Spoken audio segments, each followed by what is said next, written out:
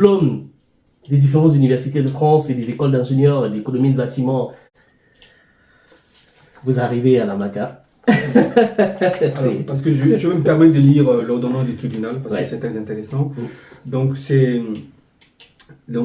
a été rédigé par, il dit, nous, Abanais et Sceaux Blanche. C'est ça. Voilà, donc vice-président du tribunal de première instance. C'est d'elle que je parlais, la juge. Voilà, et elle dit, voici les procédures suivantes contre Kofi Amon Julien, c'est toi, Amoussou Bédon Raoul Honoré, mon conseiller, Assaletano Jamari, le notaire, et Tébili Dubé Michel, le représentant du bailleur. Et il est dit ceci, inculpé de faux et usage de faux en écriture privée de commerce ou de banque, tentative d'escroquerie portant sur des numéraires 19 milliards 678 millions 710 milliards 10 francs, 1000 francs CFA et de blanchiment des capitaux. Et il s'est ajouté, fait prévu et puni par les articles 28, 32, 107, 108, 471, 479 et 484 du Code pénal.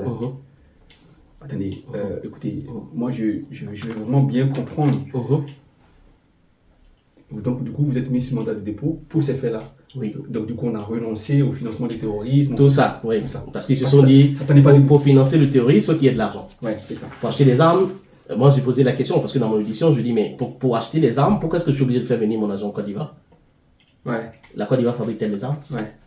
Donc si je veux acheter des armes, j'envoie l'argent directement à celui qui fabrique les armes. Bien sûr. Donc l'argent ne vient pas en Côte d'Ivoire. Donc ça ne tenait même pas debout, cette histoire d'acheter des armes.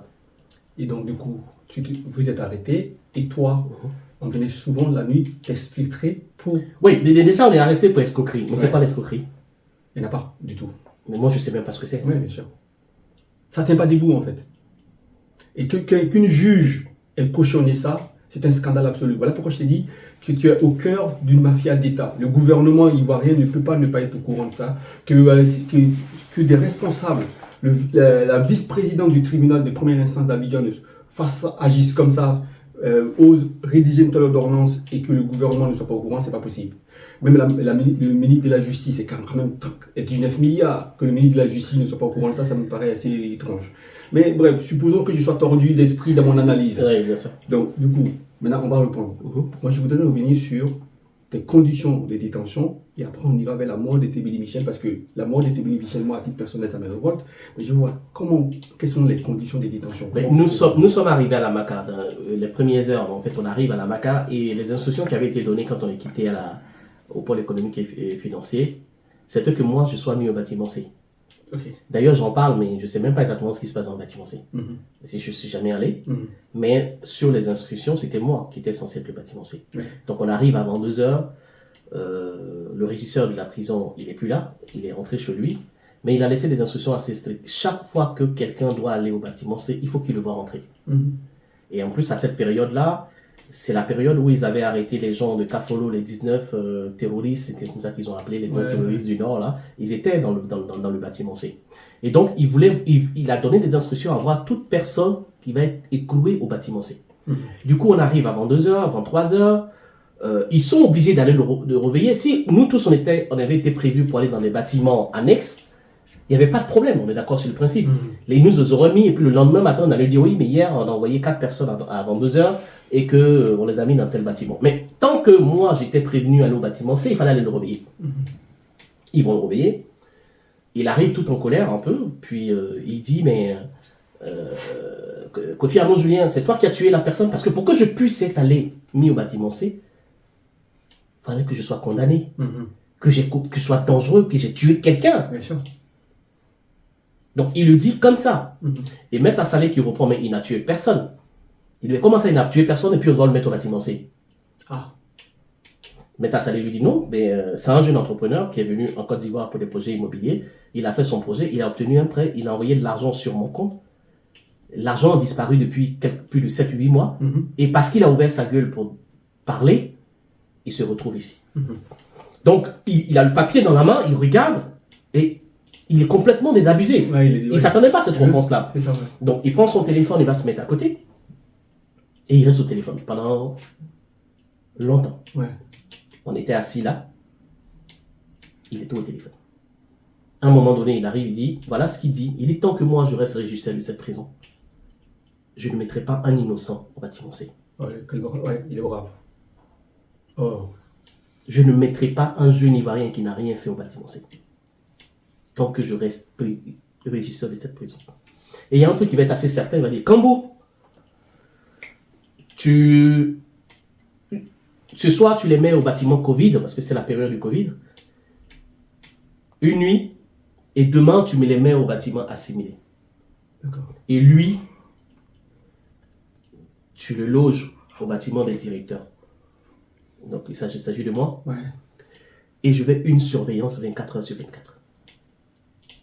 Wow. Donc, en voulant me faire tuer, de toute façon, je pense qu'il y a un bon Dieu quelque part.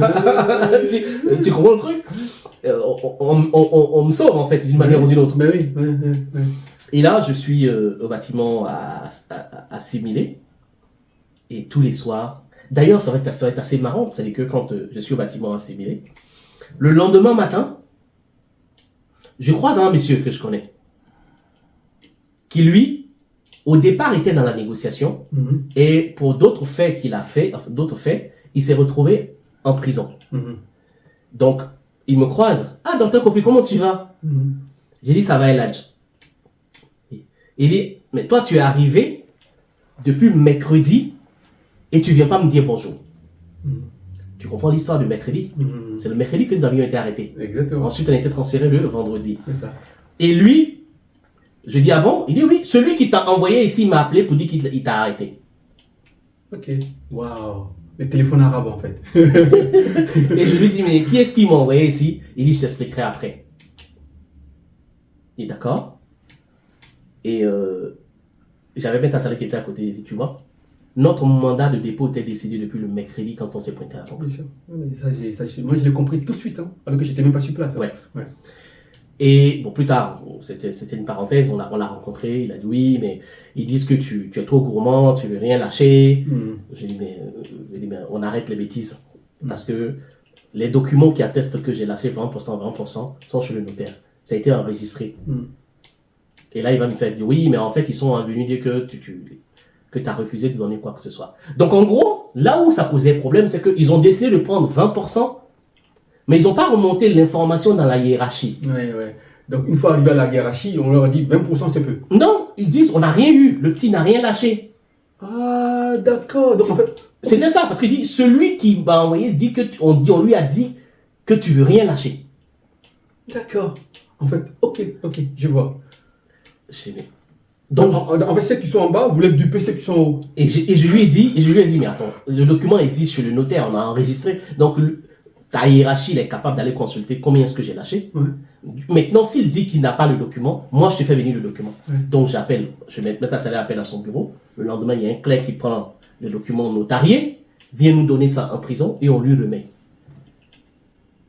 Et lui, il achemine ça à sa hiérarchie. Et le soir, quand il arrive, il a regardé le document, il dit, mais putain, mais ceux-là, mais c'est incroyable. Il dit, qui ceux-là? Il dit, mais les gens qui travaillent pour lui là en dessous. Ouais, donc, on avait un cerveau en haut de toute cette... Il y a un cerveau de la mafia là, qui était mise là. C'est ça. Exactement. Et tous les soirs, on vient, oui, bon, d'accord, il faut voir si tu peux augmenter un peu le pourcentage. Il y a trop de monde dans le processus. Tous les soirs, quand tu étais en prison, on vient t'extraire. On vient négocier encore avec toi pour que tu montes le pourcentage. Voilà, jusqu'au 30 décembre, au 29 décembre, où je me lève, je dis stop, je suis en prison. Laissez-moi tranquille. Vous m'emmenez en prison et vous venez négocier avec moi dans la prison. Laissez-moi tranquille. Moi, à partir d'aujourd'hui, je ne parle plus. Et le 30 décembre. Ouais. Tu sais pourquoi tu as réagi comme ça? Tu connais l'expression anglaise de fight like the conduit rate.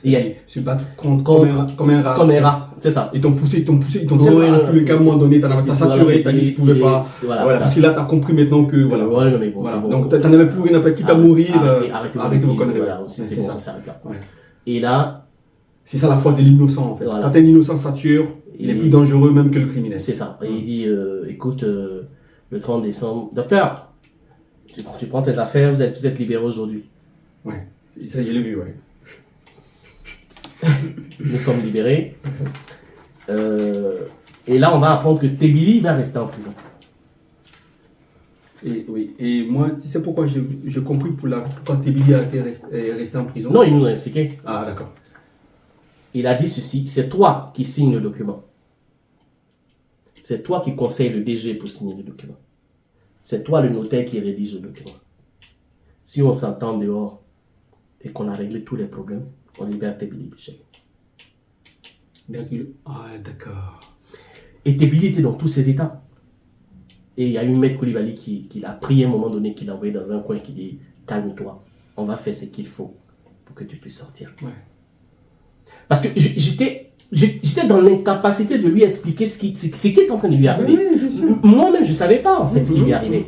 Et il a fallu Maître Koulibaly qui allait le voir, qui a dit « Non, tu es en otage. » C'est ça. C'était le moyen de pression sur toi. Voilà, on va faire en sorte que tout ça se réglera. Et voilà. Et c'est quand je suis sorti que tu as vu la deuxième convention signée avec Guido Yebus. Oui, c'est ça qui est là. Mais ce qui est intéressant, tu vois, dans cette affaire avec quand on mettait un Tebili, en fait, c'est là où moi j'ai compris en fait qu'ils ne sont pas à leur premier coup. Hein. C'est pas un coup d'essai. Ils sont pas là. Non, c'est vraiment quelque chose d'huilé, ils ont l'habitude de le faire et tout. Et maintenant, vous signez la première convention, mais je voudrais quand même que vous me parliez de ce Ayobi Gustave, c'est ça? Oui, c'est le deuxième protocole là. Le deuxième protocole, c'est quand on est sorti de prison. Oui. Donc voilà. Le protocole dit, donc l'an 2021, par devant Maître Assalé Tano Jamari, notaire à Abidjan, ont comparu la société dénommée D'ici Immobilier, représentée par Kofi Amon-Julien, et monsieur Aïma Ayobi Gustave, ingénieur agronome demeurant Cocody Riverain, de nationalité ivoirienne. Voilà. Des nationalités ivoiriennes. Bon, je comprends pas. Un agronome, qu'est-ce qu'il vient faire? Oui, mais justement, on sort de la Maca, on est maintenant dehors. Et ils détiennent Tebili. Ouais, comme monnaie de pression. Donc on est revenu dehors et cette fois-ci, je reste toujours focus sur le fait que j'ai fait un projet immobilier, j'ai un besoin en fonds de roulement qui tourne, j'ai un business plan, j'ai un taux de rentabilité. Je peux rogner sur mes bénéfices que je gagne pour vous donner, avoir la paix, donc je paye ma paix, il n'y a pas de problème là-dessus. Mais il y a un pourcentage sur lequel je ne peux pas m'amuser, sinon je serais incapable de restituer l'argent, même payer les intérêts de l'argent des gens. Donc, à partir de ces 10 ou 15, 20%, qui est illégal d'ailleurs. On peut pas, en Côte d'Ivoire, à partir du milliard, le taux d'intérêt sur une commission d'intermédiation, c'est comme ça qu'ils appellent en Côte d'Ivoire. Ça existe, une commission d'intermédiation, tourne autour de 1 et 2 ou 3, 1 ou 2% légalement, parce que c'est une test constitutionnelle, c'est un test de loi qui fixe ce taux-là. Vous êtes à 20%, je peux pas aller au-delà. Donc, je reviens encore sur le même process en disant, je l'ai dit à Hubert Digridi, et je le dis à vous maintenant que je ne peux pas aller au-delà. Si on est d'accord sur le principe que vous ne saviez pas à l'origine qu'ils avaient pris 20%, et que maintenant que vous savez qu'ils avaient pris 20%, je ne peux larguer que ça pour avoir ma paix. Cette fois-ci, ils choisissent une autre personne qui est ce Gustave-là. Ce Gustave-là. Alors, vous le connaissez ou pas, ce Gustave? Oui. Dans le cadre de la procédure m'a amené à taper toutes les portes qui existent sur Terre pour que les gens me comprennent. Et à un moment donné, nous sommes rentrés à la présidence de la République et nous sommes allés voir la DRH. On n'avait pas d'autre choix. Président de la République, pour aller voir la DRH? Oui, la présidence au plateau. Je suis allé voir la DRH. Et c'est ce Gustave-là et un autre qui s'appelle... un autre. Ils étaient les facilitateurs pour aller voir, pour aller voir la DRH. Et en tant que facilitateur, si quelqu'un doit prendre une commission, c'est le facilitateur, comme Hubert Digridi, qui prend la commission et qui remet dans le réseau. Alors quand tu regardes bien, c'est quasiment les mêmes termes que la première convention, rémunération des gens dans le processus. C'est au mot près en fait. Voilà, c'est ça. Et c'est comme ça qu'ils ont réapparu dans le processus. Et je vais finir par avoir marre et je vais annuler cette convention. Encore? Oui. Je vais annuler cette convention. Et quand j'annule cette convention, nous sommes très loin dans la procédure judiciaire. Parce que tous les jeudis, on est appelé au parquet, on vient s'asseoir, docteur Kofi Amon-Julien, vous êtes là pour pour escroquerie, machin. Ça, c'est ce qui se passe dans la journée devant tout le monde. Mais le soir, chez moi, on est en hotspot. Ouais. Les gens viennent. On est hors scope. Ouais. C'est là qu'ils viennent discuter des machins et tout. Ouais. Mais dans la journée, quand le tribunal m'appelle, je vais m'asseoir comme un escroc. Ouais. Tu vois le délire. Ouais. Et il arrive un moment donné, Philippe a dit stop, on arrête tout ça. Ouais. Comme nous sommes au tribunal, et que j'estime que je fais confiance à la justice ivoirienne, allons sur les faits factuels. Ouais. Si je suis condamné à être un escroc, il n'y a pas de souci, je peux gérer ma peine. On est d'accord sur le principe. Mais je ne peux pas rester là, dire je crains pour ma vie. C'est mon argent. C'est ma cellule grise qui a fait les projets.